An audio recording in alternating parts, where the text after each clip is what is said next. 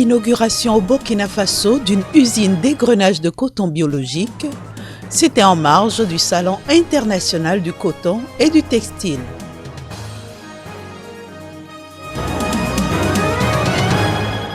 La Tunisie fustige le plan pour le Moyen-Orient présenté par Donald Trump.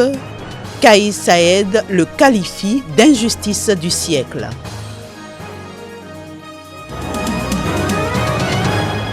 La fermeture des frontières avec la Chine serait contre-productive. Elle pourrait pousser les personnes à voyager illégalement selon l'OMS.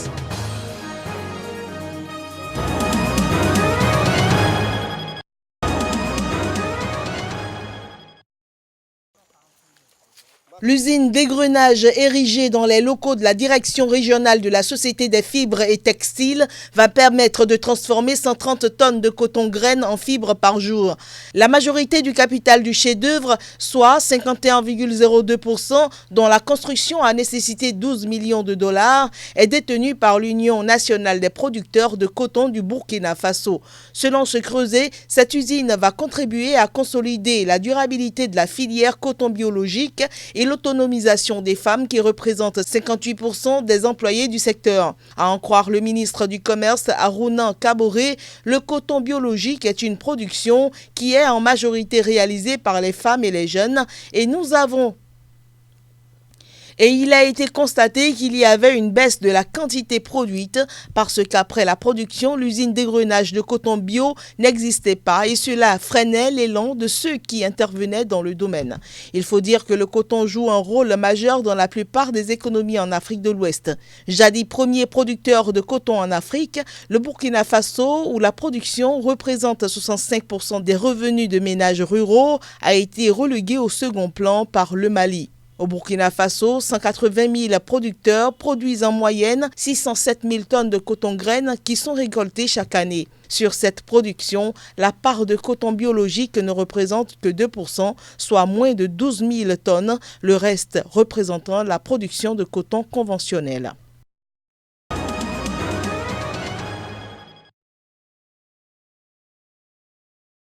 Alassane Ouattara réagit. Le 16 janvier dernier, le Nigeria et certains pays anglophones avaient critiqué la décision d'Abidjan de passer du franc CFA à l'ECO. Les participants à la réunion ont qualifié la décision d'unilatérale. Mais pour le président ivoirien, la rencontre d'Abuja n'était pas représentative.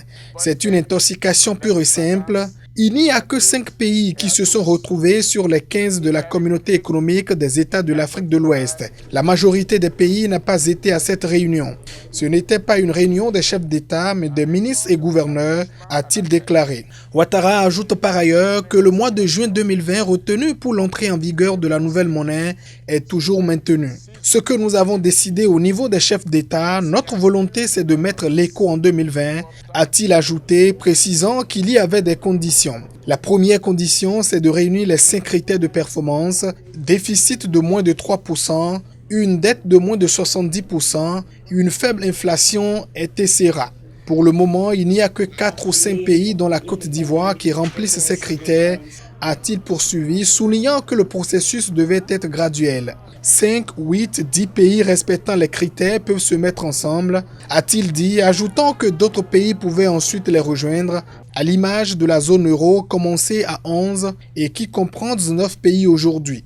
L'annonce surprise du passage du franc CFA à l'ECO avait été faite par le président Alassane Ouattara lors d'une visite à Noël de son homologue français Emmanuel Macron, au lendemain d'un sommet de la CEDEAO qui avait encouragé les efforts visant à mettre en place une monnaie unique ouest-africaine d'ici à juillet.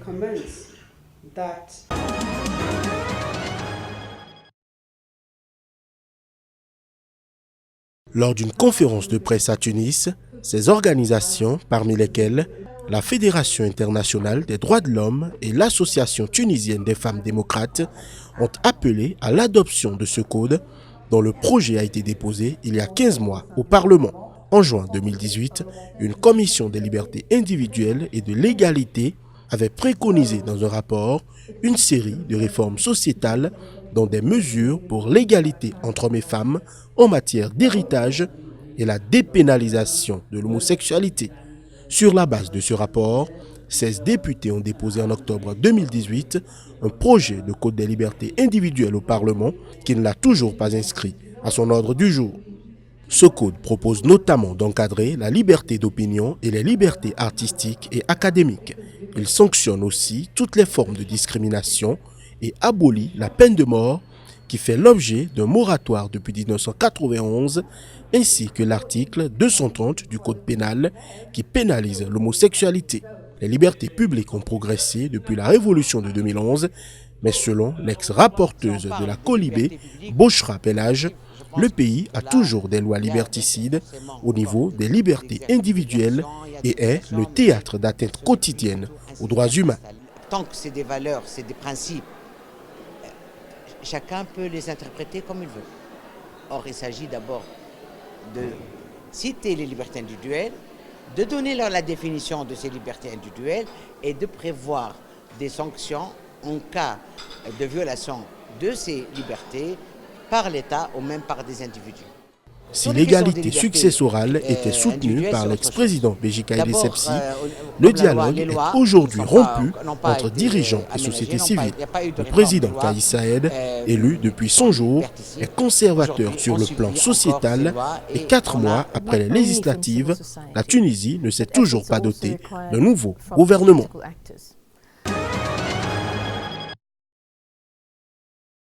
Injustice du siècle et autres trahisons, c'est par ces mots que le président tunisien Kais Saïed a qualifié le plan pour le Moyen-Orient présenté par le président américain Donald Trump comme étant la cœur du siècle.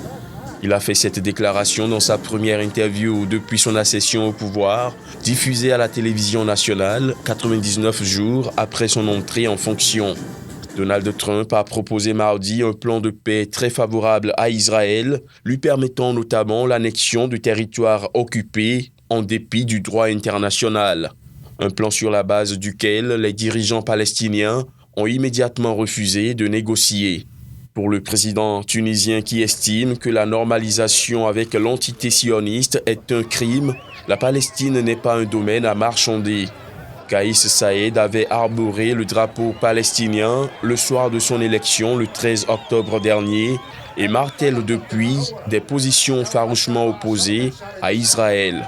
La veille de son interview, le président tunisien avait déjà reçu sa ministre des Sports pour demander des comptes à propos d'un tennisman franco-israélien qui a joué une compétition en Tunisie avec une licence israélienne.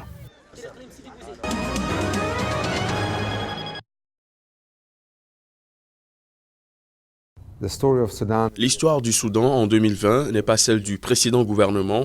C'est une histoire dans laquelle le fait d'attendre trop longtemps pour intervenir vraiment et soutenir ce processus risque de se solder par un terrible prix à payer. Voici un pays où la jeunesse, et en particulier les femmes, ont non seulement réussi à lancer une révolution pacifique, mais aussi à mettre en place un programme visant à construire un État développé.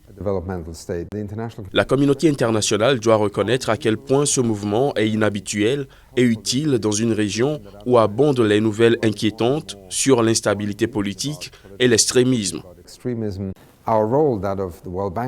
Notre rôle est celui de la Banque mondiale, du Fonds monétaire international et des organisations qui ont étudié la question dans de nombreux pays est de donner des conseils plus sages que de simplement dire au Soudan « vous ne réussirez pas dans votre réforme si vous ne faites pas ceci ou cela ». Quand vous êtes à genoux, quand le précédent gouvernement a pillé les caisses du pays pendant des décennies, vous espérez de la communauté internationale qu'elle participe à cet effort de redressement et je pense que c'est l'histoire qui se déroule sous nos yeux au Soudan aujourd'hui.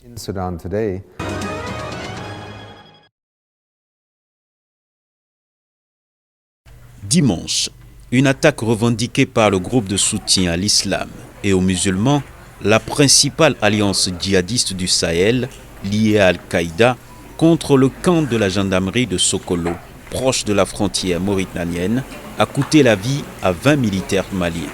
Face à ce cycle de violence, le groupe de réflexion International Crisis Group a recommandé en mai d'établir un dialogue avec les djihadistes et leurs partisans, préconisant un changement de cap combinant pression militaire, dialogue et désarmement pour amener les chefs djihadistes à la table des négociations.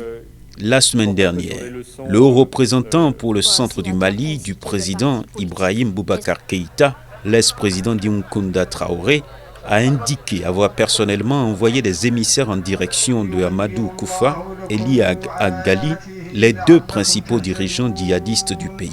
Il a également relevé quelques perspectives encourageantes, en particulier le redéploiement prévu prochainement de l'armée malienne dans des villes qui échappent de longue date à l'autorité de l'État malien, dont Kidal au nord.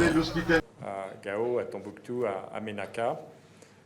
Et je suis convaincu que ce sera une étape importante, extrêmement importante, sur le plan sécuritaire, sur le plan politique, sur le plan symbolique.